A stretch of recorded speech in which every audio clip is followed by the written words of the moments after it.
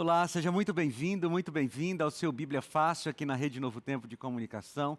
É muito bom ter você aqui com a gente.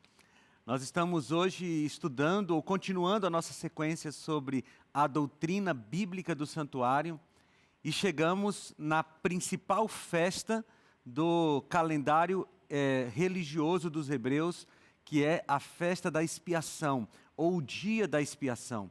Esse dia era o dia mais esperado do ano, porque aconteceu muitas coisas importantes nesse dia. E a gente vai estudar isso aqui hoje, tá bom? E eu quero desejar mais uma vez boas-vindas para vocês. Chegamos num ponto importante do nosso estudo.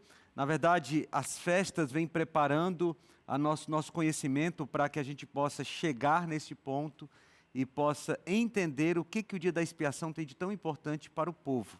Mas antes da gente entrar no nosso estudo, a gente vai orar para a gente poder pedir a orientação do Espírito Santo. Vamos orar. Deus, nós queremos te pedir que o teu Santo Espírito recaia sobre a nossa mente, Pai. Nós temos limitações, nós temos pecados, mas pedimos, Senhor Deus, que o Senhor nos autorize, através da tua graça, a entrar em contato com a tua palavra e a entender o teu recado para nós, Senhor Deus. Nós não queremos apenas receber informações, mas nós queremos ter mais intimidade contigo através da palavra, Senhor. Nos ajuda, esteja conosco em nome de Jesus. Amém. Muito bem, vamos lá. Na nossa sequência de estudos do santuário, a didática do amor, essa doutrina bíblica que, como eu falei algumas vezes, é a espinha dorsal do texto bíblico. Você vai encontrar santuário desde Gênesis até Apocalipse. Aliás, em Apocalipse você vai encontrar muito essa doutrina do santuário, tanto o santuário terrestre quanto o santuário celestial. E nessa doutrina do santuário se conectam de alguma forma todas as outras doutrinas bíblicas. E aqui a gente vê a demonstração do amor de Deus. E hoje nós vamos ver o dia da expiação. Veja, por que o dia da expiação era o dia mais esperado pelos judeus ali no Antigo Testamento, enfim, pelos judeus de maneira geral, naqueles rituais do santuário? Só para a gente relembrar, todos os dias aconteciam pelo menos 3 sacrifícios. O sacrifício diário, aquele que o sacerdote fazia às 9 da manhã e às 3 da tarde, que era pelo pecado de todo o povo.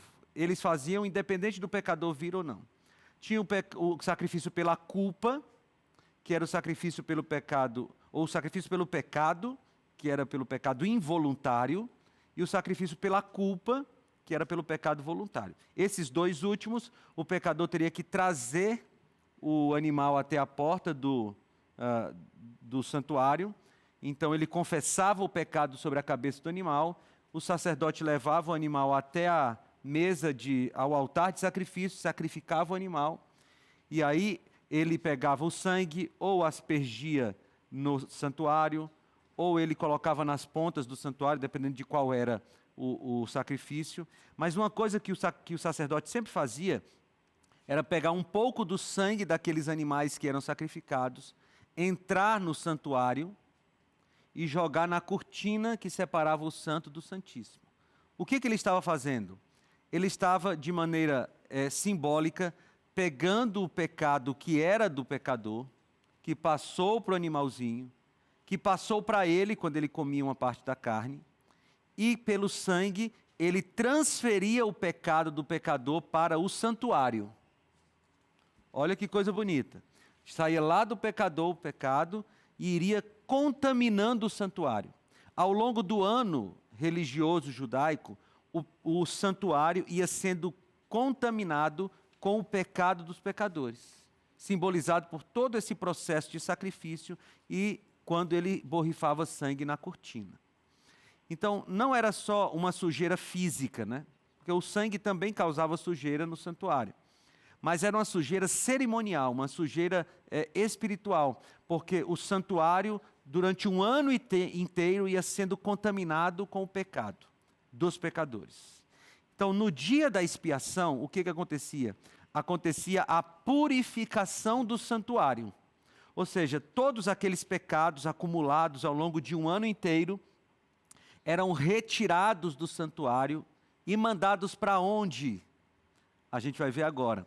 E se você tiver aí já uma certa familiaridade com a Bíblia, você já vai percebendo essa simbologia e o que ela significa. Nessa que eu descrevi agora, você já percebeu, né? Porque no âmbito espiritual, profético, como é que acontece? Nossos pecados, quando a gente confessa, eles foram colocados sobre Cristo, Cristo que é o Cordeiro, na cruz ele foi sacrificado, e esses pecados que estavam sobre Cristo foram lançados no santuário celestial. Lembram a correspondência entre o santuário terrestre e o santuário celestial? Então, aos poucos, esses pecados nossos, da terra, dos seres humanos, foram contaminando o santuário celestial. Eu estou adiantando as coisas, calma que a gente chega lá, tá bom? Vamos descrever aqui o dia da expiação. Só relembrando as festas, a Páscoa, pães asmos, primícias, Pentecostes, trombetas, já estudamos todas essas, agora o dia da expiação. E aí, como é que acontecia esse dia da expiação, o que era celebrado, qual é a relevância espiritual? Vamos ler o texto. Eu não sei se a gente vai conseguir ler todo o capítulo 16 de Levítico, talvez não, mas esse é o capítulo que descreve o dia da expiação. E eu vou ler boa parte dele com vocês, para que a gente possa ter muito claro na nossa mente como funcionava o dia da expiação, para depois a gente ver o seu cumprimento profético. Então vamos lá para Levítico capítulo 16, vamos começar com Levítico 23, 26 a 29.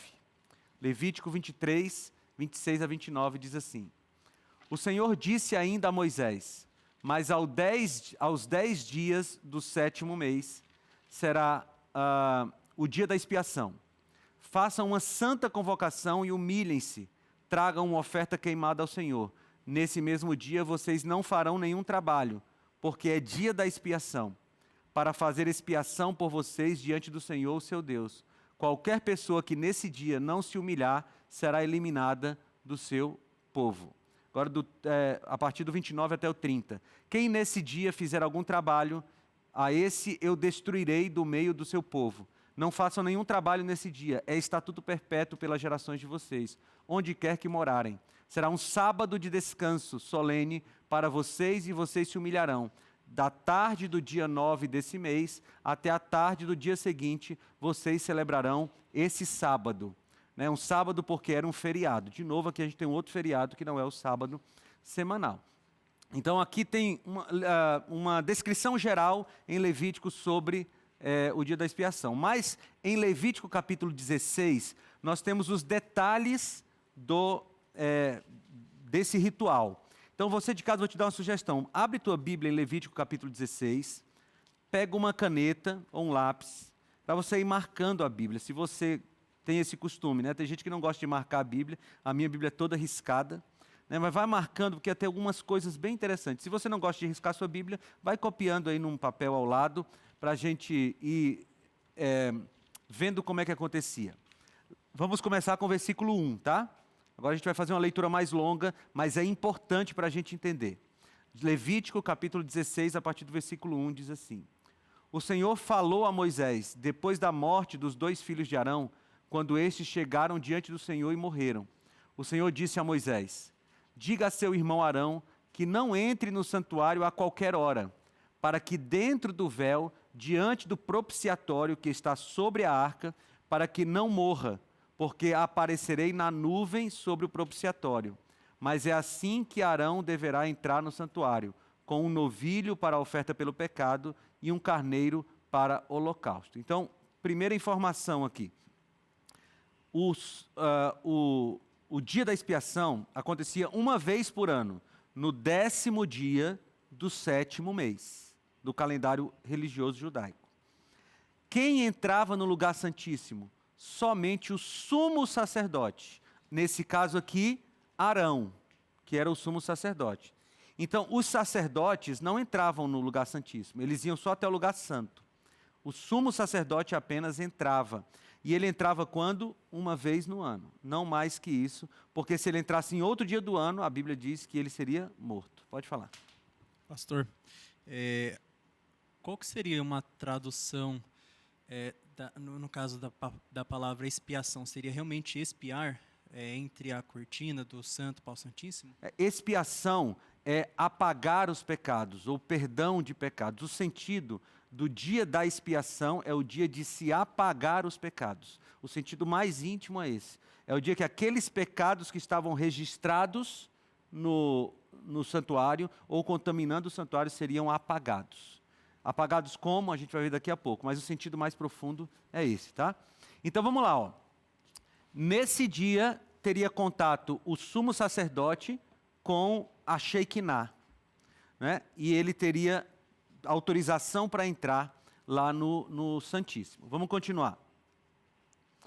A partir do versículo 4. Ele vestirá túnica sagrada de linho, terá as calças de linho sobre a pele, para o cinto de linho, porá o cinto de linho na cintura, e se cobrirá com a mitra de linho. São estas as vestes sagradas. Banhará o seu corpo em água, e então porá essas vestes. Da congregação dos filhos de Israel, pegará 2 bodes para a oferta pelo pecado e 1 carneiro para o holocausto. Arão trará o novilho da sua oferta pelo pecado e fará expiação por si e pela sua casa. Então, a primeira fase do dia da expiação era o próprio sumo sacerdote fazendo um sacrifício por ele. Nós lemos aqui no final. Arão trará o novilho e oferta pelo pecado e fará expiação por si e pela sua casa. Veja que aqui tem 2 bodes, ok? E tem um novilho.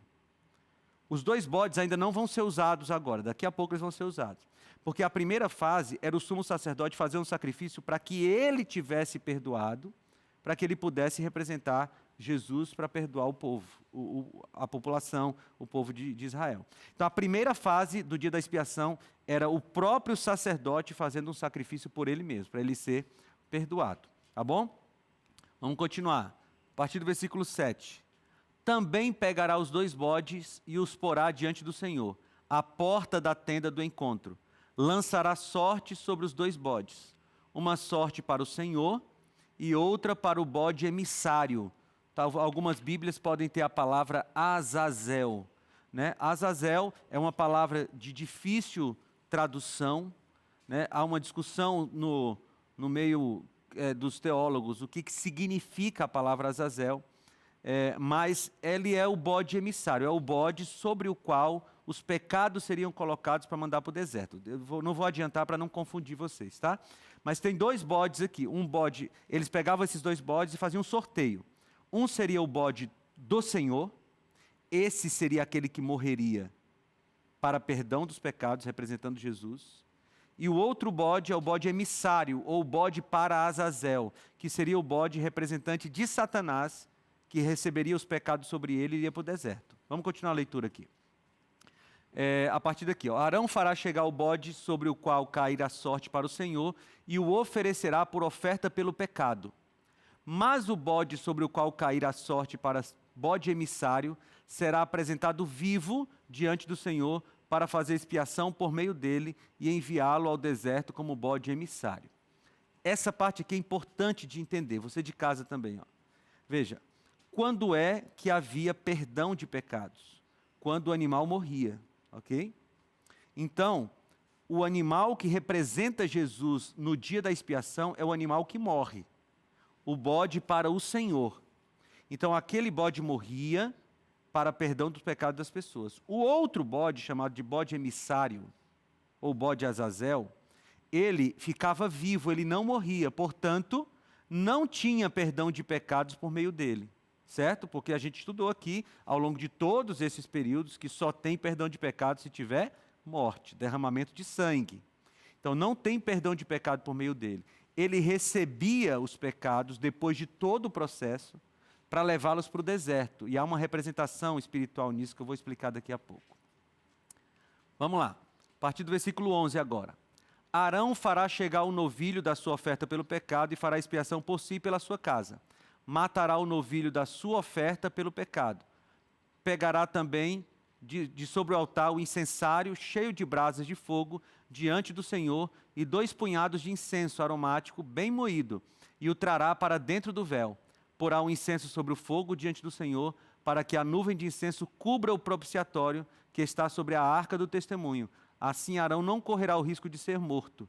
Ele pegará um pouco do sangue do novilho e com o dedo o aspergirá sobre a frente do propiciatório. E diante do propiciatório aspergirá 7 vezes do sangue com o dedo. Aqui tem uma imagem muito bonita, é assim, ó. Arão ainda está naquele momento de propiciação pelo pecado dele. Então, nesse momento, ele matou o novilho lá fora e ele traz um pouco do sangue para aspergir no propiciatório. Só que ele também traz brasa do altar de sacrifício, coloca no incensário e ele derrama essas 2 medidas de incenso sobre a brasa. A fumaça sobe. E quando a fumaça sobe, toma conta de tudo. E agora vocês imaginam como fica um local cheio de fumaça, com uma luz brilhante da presença de Deus lá. Essa era a imagem que o sumo sacerdote tinha dentro do santuário neste momento do dia da expiação. Era uma coisa muito solene, né? Muito solene. Mas vamos continuar a leitura. Versículo 15. Depois matará o bode da oferta pelo pecado, que será para o povo. Trará o sangue do bode para dentro do véu e fará com esse sangue como fez com o sangue do novilho. Ele o aspergirá no propiciatório. Antes do dia da expiação, ele aspergia na cortina. Mas agora a cortina se abriu e ele está no lugar santíssimo, o sumo sacerdote. Então ele asperge sobre o propiciatório. E também diante dele. Assim fará expiação pelo santuário, por causa das impurezas dos filhos de Israel, e por causa das suas transgressões e de todos os seus pecados. Fará o mesmo pela tenda do encontro, que está com eles no meio das suas impurezas. Ninguém poderá entrar na tenda do encontro quando Arão entrar para fazer propiciação no santuário, até que ele saia depois de feita a expiação por si mesmo, pela sua casa e por toda a congregação de Israel. Então, uma coisa para chamar a atenção para vocês.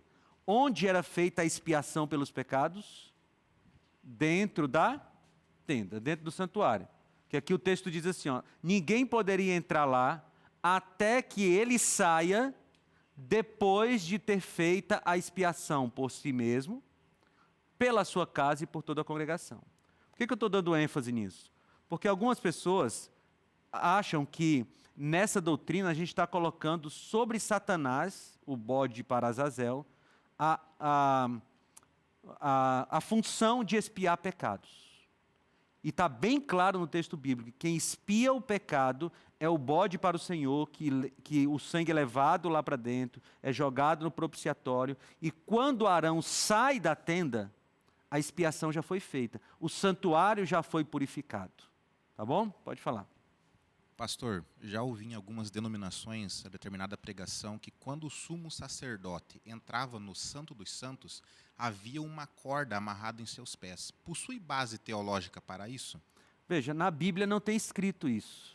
Algumas tradições defendem isso, que ele entrava com essa corda porque caso ele tivesse um pecado e fosse fulminado, as pessoas puxavam. Mas na Bíblia não tem isso, né? Então, pode ser, pode não ser. Eu nunca li um texto inspirado na Bíblia que falasse sobre isso. Mas pode ser que na tradição tenha surgido isso aí, mas eu não tenho uma base bíblica para isso. Pelo menos eu não conheço. Pode falar. A minha dúvida é que nós lemos o capítulo 16 e que fala exatamente, se já veio uma orientação dizendo que não era para entrar toda hora, né? Era somente nesse momento que o Senhor descia e aparecia numa nuvem sobre a tampa. Então, esse era o sinal para a entrada? No dia da expiação, o Senhor aparecia com certeza. Em outros momentos, o Senhor aparecia também no Shekinah, especialmente quando ele queria falar alguma coisa para o povo. Mas nesse dia, certamente Deus apareceria lá, porque era o dia da expiação, o dia mais importante do ano. Tá? Muito bem, vamos continuar a leitura aqui. Nós paramos... Isso, a gente já leu esse texto todo, né? Então, é bom a gente marcar isso.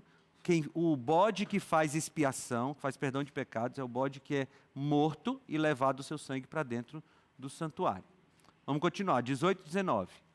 Então sairá para junto do altar, que está diante do Senhor, e fará expiação pelo altar. Pegará um pouco do sangue do novilho e do sangue do bode, e o porá sobre os chifres do altar ao redor. Do sangue aspergirá com o dedo 7 vezes sobre o altar, o purificará e o santificará das impurezas dos filhos de Israel. Olha que coisa interessante. Ele purifica o santuário, mas tem um lugar que recebeu o pecado o ano todo, né? que é o altar de sacrifício. Então, com aquele mesmo sangue, ele também purifica o altar de sacrifício. Eu falei isso aqui em algum momento nas semanas anteriores, mas essa é uma simbologia muito bonita, porque sangue não limpa nada. Sangue só suja as coisas. Sangue só suja a sua roupa. Sangue só suja o chão. Mas o sangue do Cordeiro purificava. Por quê? Porque ele simboliza o sangue de Jesus, que purifica os nossos pecados. Nós somos lavados pelo seu sangue. Lá no texto de Apocalipse, deixa eu ver se eu encontro esse texto para você, acho que no capítulo 7. Apocalipse, capítulo 7. Capítulo 7, a partir do versículo 13. Tá? Capítulo 7, a partir do versículo 13. Um dos anciãos tomou a palavra e me perguntou: quem são e de onde vieram estes que estão vestidos de branco? Respondi: o Senhor sabe. Então ele me disse: estes são os que vêm da grande tribulação, que lavaram suas vestes e as alvejaram no sangue do Cordeiro. Olha que linguagem. Como é que você deixa uma roupa alva lavando com sangue? No mundo real isso não existe, né? Nesse mundo que a gente vive, se você jogar sangue numa roupa branca, ela vai ficar manchada. Mas do ponto de vista espiritual, ele diz aqui, ó, esses que você está vendo, que João estava vendo, né? Aqui os 144 mil, que é um número simbólico, João pergunta: quem são esses? E aí o anjo diz para ele assim: esses são aqueles que vieram da grande tribulação, que lavaram suas vestes, mas ele diz mais específico, ele diz assim, que alvejaram as suas vestes no sangue do Cordeiro.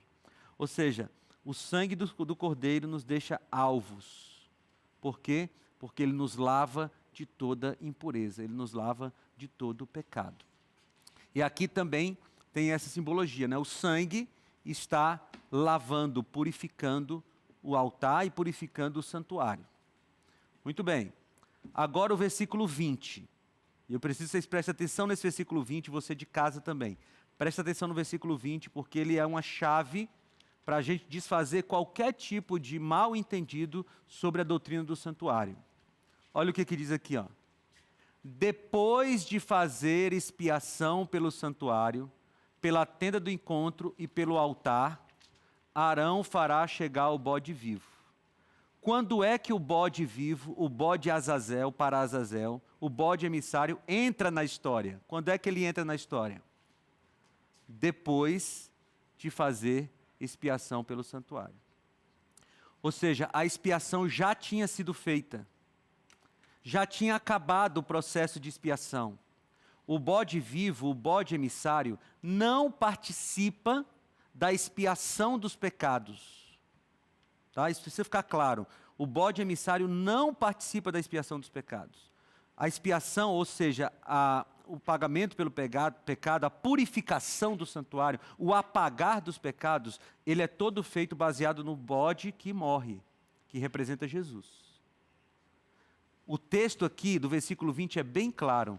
Depois de fazer expiação pelo pecado, depois de fazer, pela tenda do encontro e pelo altar, ou seja, tudo já tinha sido purificado, tudo já tinha sido perdoado, Arão fará chegar o bode vivo. Tudo bem?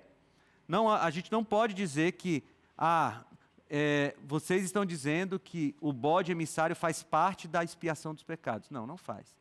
O bode emissário representa Satanás. E a gente vai ver a representação agora. O que fará com o bode vivo, depois da expiação? Porá as duas mãos sobre a cabeça do bode vivo, e sobre ela confessará todas as iniquidades dos filhos de Israel, todas as suas transgressões e todos os seus pecados, e os porá sobre a cabeça do bode. O que está acontecendo? Lembra que ele limpou todo o santuário? Ele purificou o santuário? E para onde é que foi aquele pecado? Aqueles pecados, aquela culpa foi para onde? Agora não está mais no santuário, não está mais sobre o sacerdote, não está mais em nenhum lugar do santuário. Aquela culpa toda agora vai ser simbolicamente colocada sobre o bode vivo. Tá? Porque a expiação foi feita, o pecado está perdoado. Agora aquela culpa vai sobre o bode vivo. Para quê? Depois enviará o bode ao deserto, pela mão de um homem à disposição para isso. Assim aquele bode levará sobre si todas as iniquidades deles para a terra solitária, e o homem soltará o bode no deserto. Não tem sacrifício do bode emissário. Ele recebe aquela culpa do pecado e ele vai para o deserto. Deserto, guarda essa palavra, que daqui a pouco a gente vai ver uma coisa. Pode falar, Carlos. Pastor, o sacrifício era borrifado nas cortinas, né? Sim. Aí no dia da expiação ele é purificado Borrifado lá no propiciatório. propiciatório. E como é que é transferido para esse bode de Azazão que ele vai para o deserto? Ele vem simbolicamente nas mãos do sacerdote, do sumo sacerdote. Veja que quem faz isso aqui é Arão. Ó, Arão que vai colocar sobre a cabeça do bode. Arão está lá dentro do santuário. Ele é o sumo sacerdote. Então ele vai, faz todo o processo de purificação, e quando ele purifica o santuário, ele mesmo, simbolicamente, agora traz os pecados e coloca sobre o bode emissário. É como se viesse nas mãos dele, não mais nele, mas nas mãos dele para transferir para o bode emissário. Que acontece nesse momento aqui, ó. Ele vai pôr as duas mãos sobre a cabeça do bode e vai confessar, tá bom? Então é tudo uma simbologia, né? Tudo uma simbologia que vai do santuário agora para cima do bode. E o que acontece com esse bode? Ele vai para o deserto e ele vai morrer lá no deserto, sozinho. Não tem sacrifício desse bode.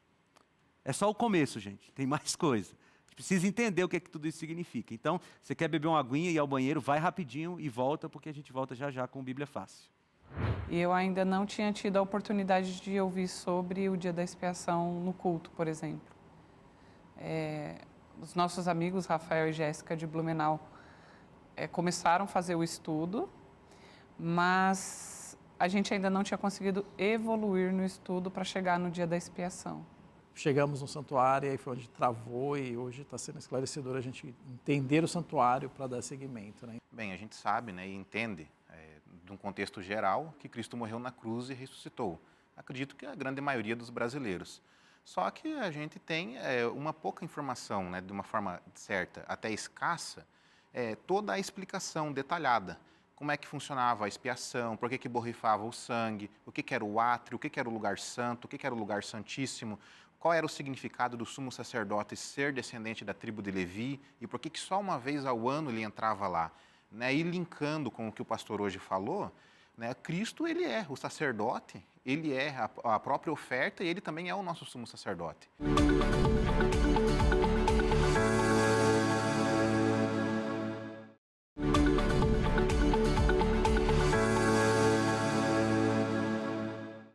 Estamos de volta com o seu Bíblia Fácil e eu sei que você está por aí dizendo assim, pastor, é muita coisa para eu entender, é muita informação, você às vezes fala muito rápido aí, vai passando pelas informações, eu sei disso, é que eu fico na minha cabeça assim, eu preciso chegar naquele ponto e eu ainda tenho pouco tempo e aí talvez eu avance muito rápido.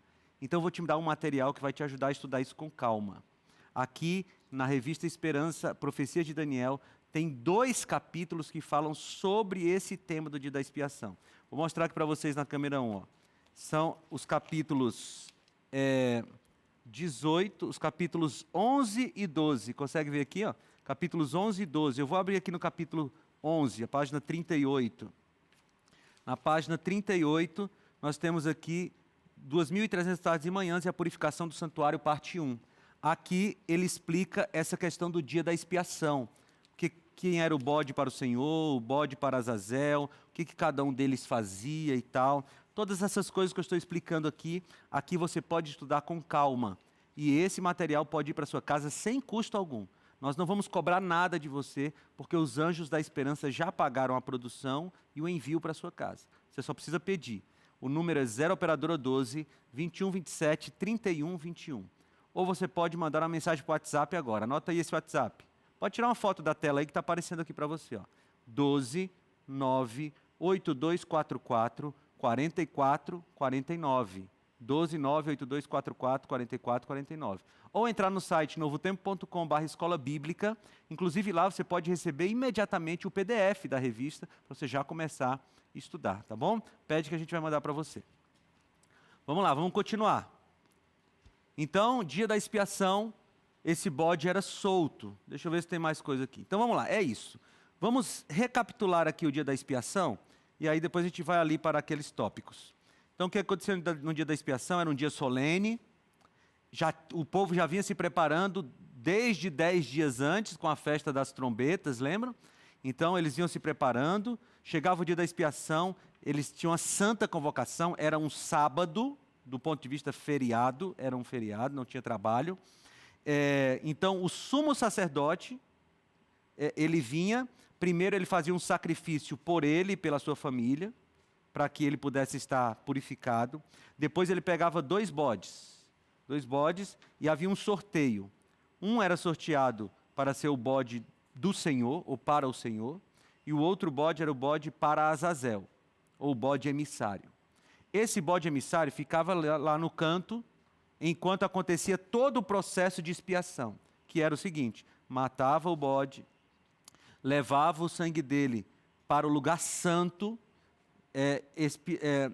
espirrava o sangue sobre o propiciatório, que era a tampa da arca, né, representando o perdão dos pecados. Antes ele já tinha lançado incenso sobre as brasas para ficar a fumaça ali em todo o santuário.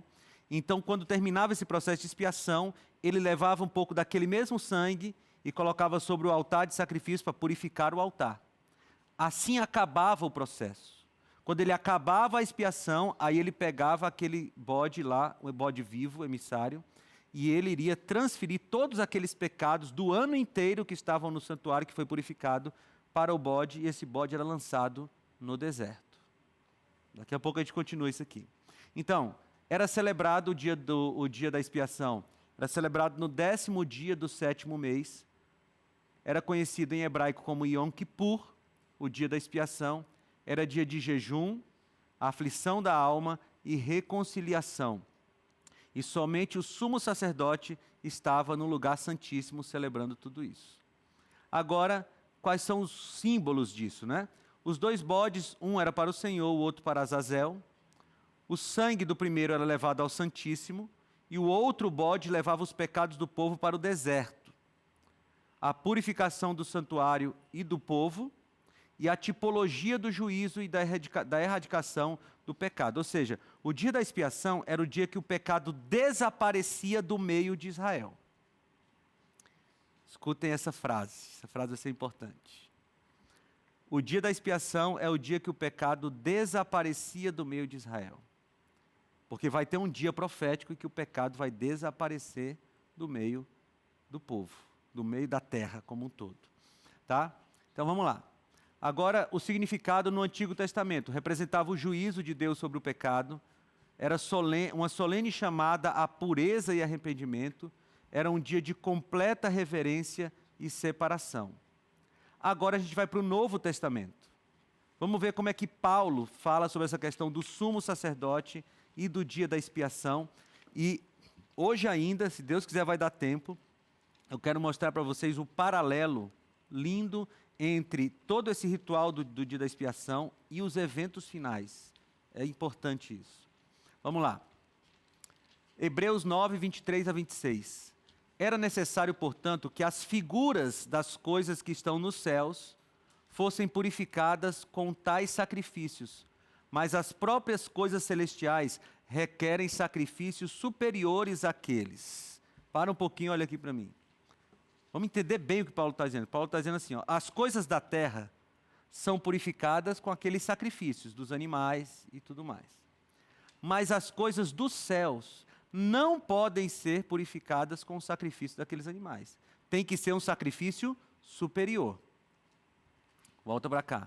Porque Cristo não entrou em santuário feito por mãos humanas, figura do verdadeiro santuário, porém no próprio céu, para comparecer agora por nós diante de Deus.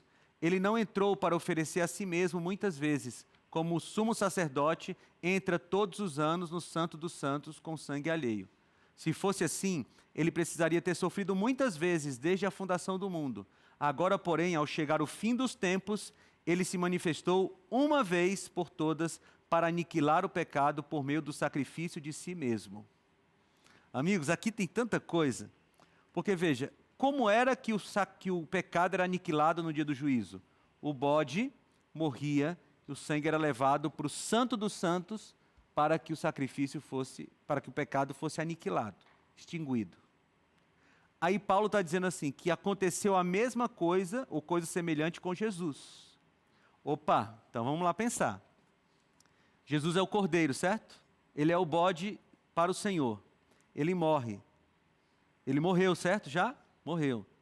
Só que o sangue dele precisa ser levado para o Santo dos Santos, para apagar os pecados que estão lá. Quando isso aconteceu?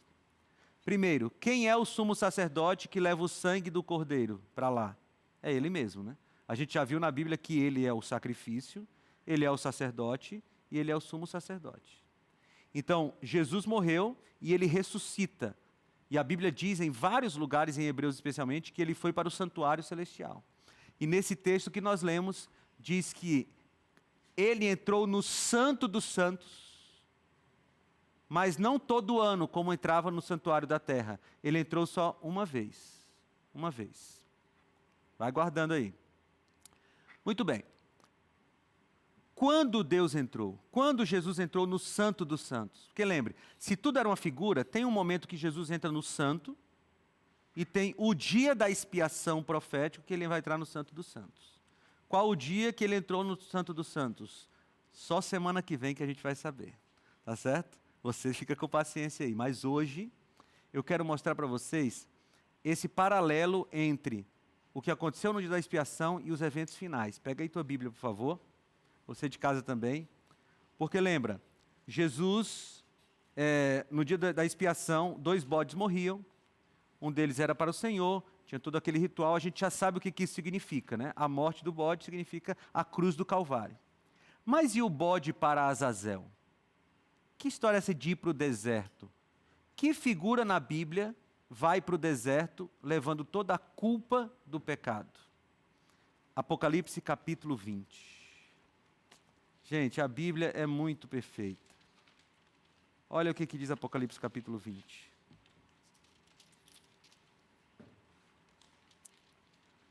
Apocalipse capítulo 20. Só para a gente ter o contexto, em Apocalipse capítulo 19, Jesus volta, né, e aí ele destrói todos os pecadores, mata todos os pecadores, não tem mais pecadores sobre a terra, os salvos são levados para o céu, e começa o que a gente chama de milênio.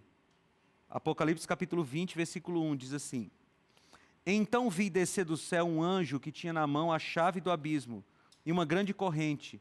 Ele segurou o dragão, a antiga serpente, que é o diabo, Satanás, e o prendeu por 1000 anos. Lançou-o no abismo, fechou e pôs selo sobre ele, para que ele não mais enganasse as nações, até se completarem os 1000 anos. Depois disso é necessário que ele seja solto por um pouco de tempo.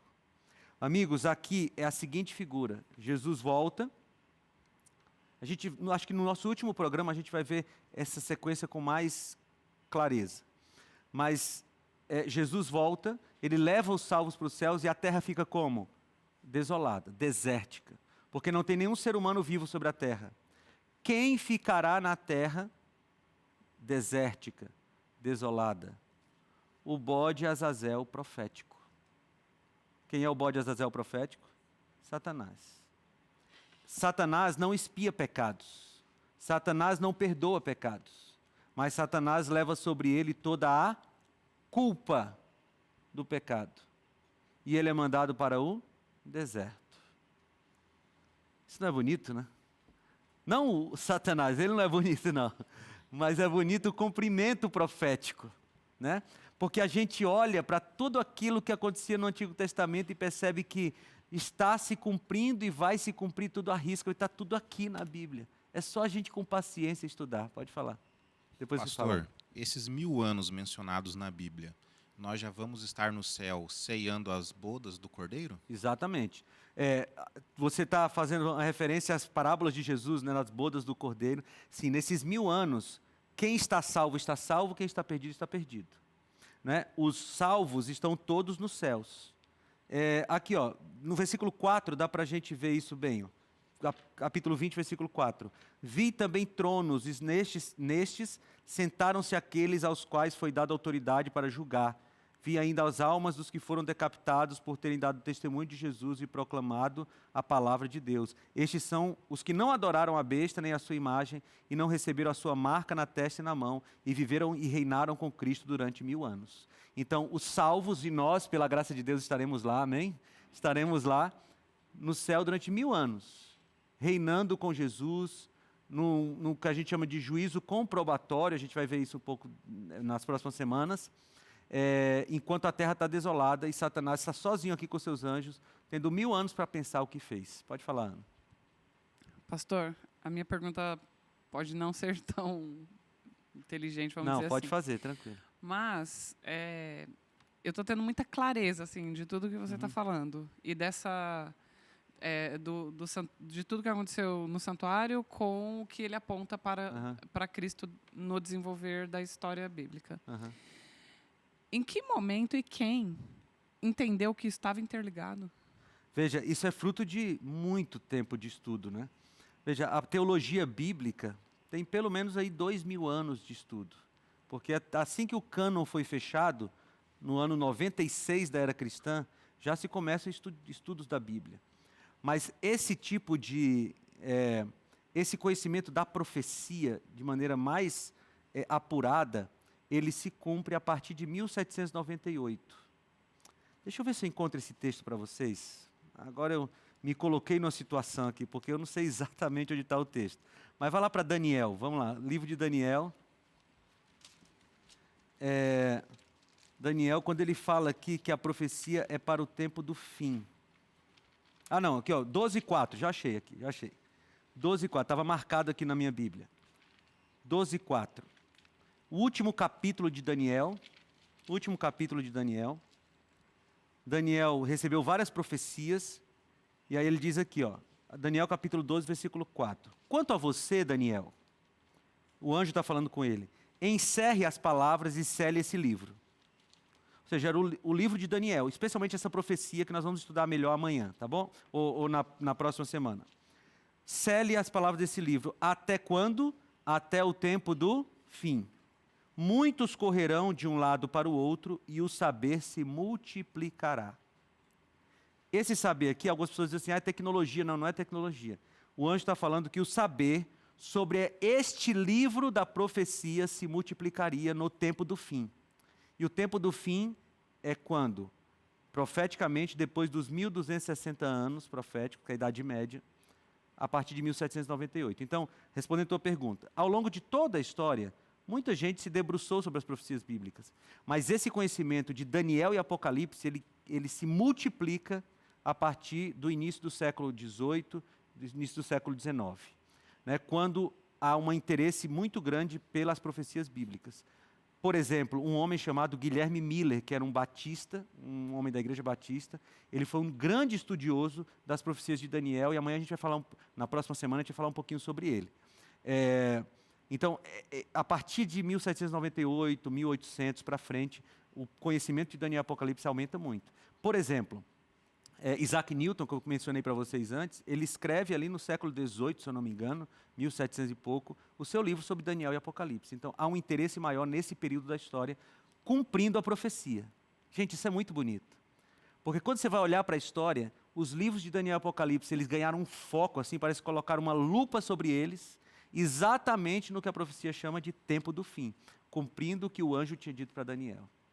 Estudar profecia é uma coisa maravilhosa. As pessoas têm medo de estudar profecia, mas só você parar um pouquinho, pegar um material de auxílio, e você pode entender essas profecias que são lindas. Então, quando ele faz essa analogia de o santuário, os dias de hoje, olha como isso é profético, olha como isso está se repetindo, isso fica muito claro, isso traz realmente um entendimento diferente, uma luz mesmo. Fala assim, nossa, então é como se ele comprovasse para mim agora. Ele falou assim, olha, eu vou te provar. E me faltam palavras ainda. Eu queria fazer um comentário de algo que eu entendi e quero saber se está correto, né? Tá.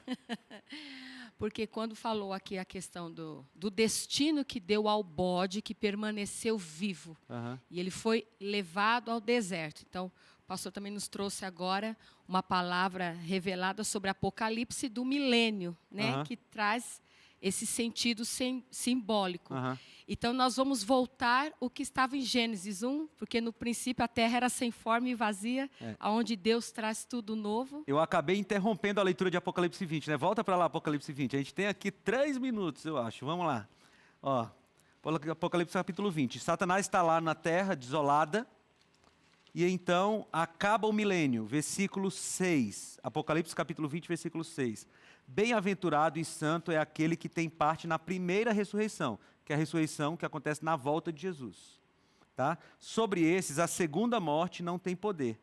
Pelo contrário, serão sacerdotes de Deus e de Cristo e reinarão com ele os 1000 anos. Versículo 7. Quando, porém, se completarem os 1000 anos, Satanás será solto da sua prisão. Por que ele será solto? Porque a segunda ressurreição dos ímpios. Acabou os 1000 anos, os ímpios ressuscitam. E por que Satanás foi solto? Porque agora ele tem a quem tentar. Ele estava preso porque ele não tinha a quem ele tentasse. É uma prisão circunstancial. Aí o que acontece? Versículo 9. Marcharam então pela superfície da terra e cercaram o acampamento dos santos e a cidade amada. Porém desceu fogo do céu e os consumiu.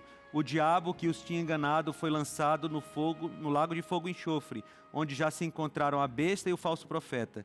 E serão atormentados dia e noite para todo sempre. Aí no versículo 11, vi um grande trono branco e aquele que está sentado nele. A terra e o céu fugiram da presença dele e não se achou lugar para eles. Capítulo 21, versículo 14 do capítulo 20. Então a morte e o inferno foram lançadas no lago de fogo. Esta é a segunda morte, o lago de fogo. E se alguém não foi achado escrito no livro da vida, esse foi lançado no lago de fogo. Acabou a história do pecado e agora vem o que você mencionou. Capítulo 21, versículo 1. E vi novo céu e nova terra, pois o primeiro céu e a primeira terra passaram, e o mar já não existe. Vi a cidade santa, a nova Jerusalém, que descia do céu da parte de Deus, preparada como noiva, enfeitada para o seu noivo. E a terra vai ser reconstruída, e a gente volta para o Éden. A gente volta para o plano original de Deus. E aí recomeça a história, sem pecado. Eu tenho que me segurar quando eu estou falando dessas coisas, porque é muita emoção. Emoção saber que Deus está preparando tudo para salvar você e a mim. E Ele já deixou tudo anunciado, as profecias, para a gente entender. Entender que Ele nos ama tanto, que Ele quer nos salvar do pecado e nos levar de volta para a nova terra. E essa oferta está aberta para você.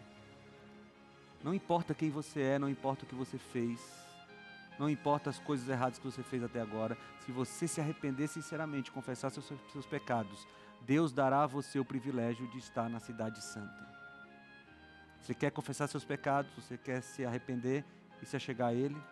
Então faz agora, enquanto você ouve a música.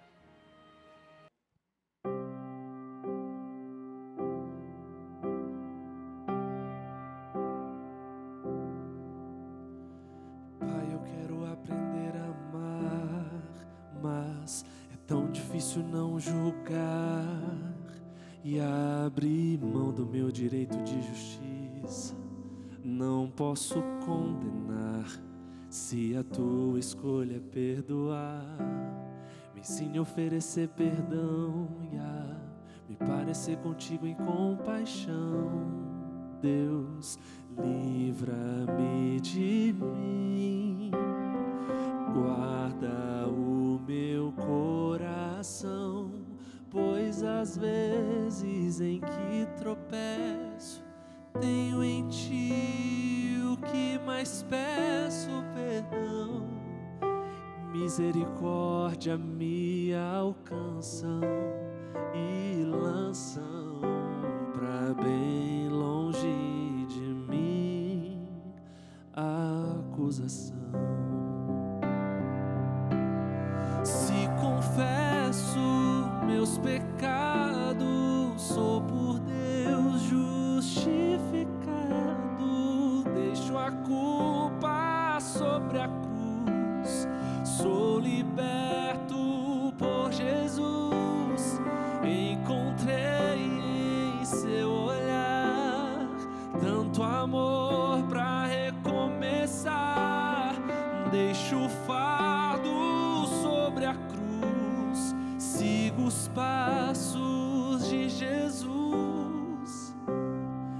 ensine a oferecer perdão e a me parecer contigo em compaixão. Deus, livra-me de mim, guarda o meu coração, pois às vezes em que tropeço, tenho em ti o que mais peço, perdão, misericórdia me alcançam e lançam pra bem longe de mim a acusação. Se confesso meus pecados, sou por Deus justificado, deixo a culpa sobre a cruz, sou liberto por Jesus, encontrei em seu olhar tanto amor pra recomeçar, deixo o fardo sobre a cruz, sigo os passos de Jesus, posso amar, perdoar. Se confesso meus pecados, sou por Deus justificado, deixo a culpa sobre a cruz, sigo os passos de Jesus, encontrei em seu olhar tanto amor pra recomeçar, deixo o fardo sobre a cruz, sigo os passos de Jesus, posso amar, perdoar, posso amar,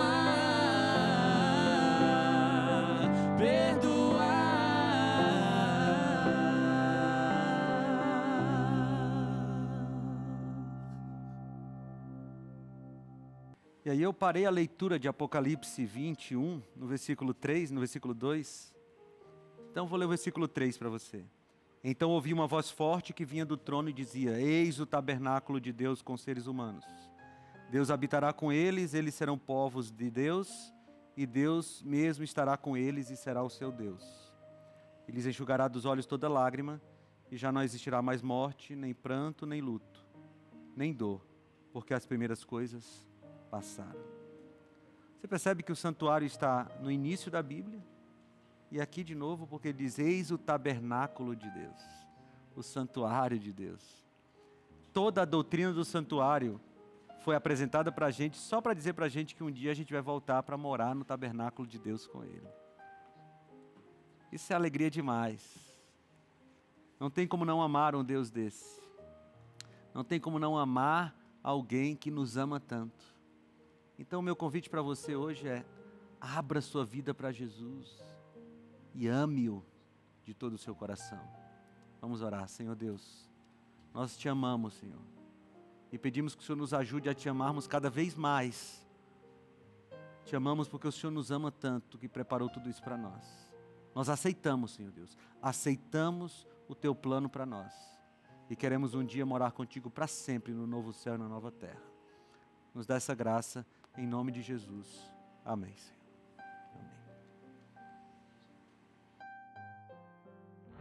Acredito que a lição número 1 é que eu realmente entendi que vai existir um momento da gente ter um retorno para o Éden e que a gente precisa se preparar. Eu acredito, para mim a lição que ficou é a preparação, né? O que eu estou fazendo para alcançar esse dia, para chegar nesse dia, para me preparar para esse dia. O amor dele é suficiente para eu deitar na cama hoje e levantar amanhã e ter a plena certeza que tudo pode acontecer de bem ou de ruim. Ele sempre estará próximo de mim para me ajudar, me amar e me acompanhar até o fim da minha trajetória nessa vida. Você se questiona mesmo: será que eu estou no caminho correto?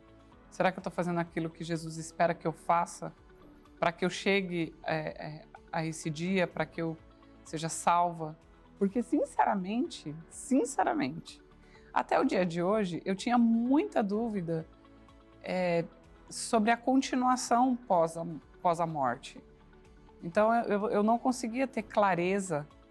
Eu sou muito didática, então eu não conseguia achar sentido que existia na Bíblia mesmo, que na Bíblia estava escrito que a gente ia retornar, que a gente ia ter um momento de retorno ao Éden, como o pastor terminou a aula, né? O episódio.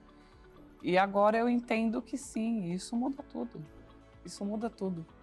Então, tudo está ligado entre o Antigo Testamento e o Novo Testamento.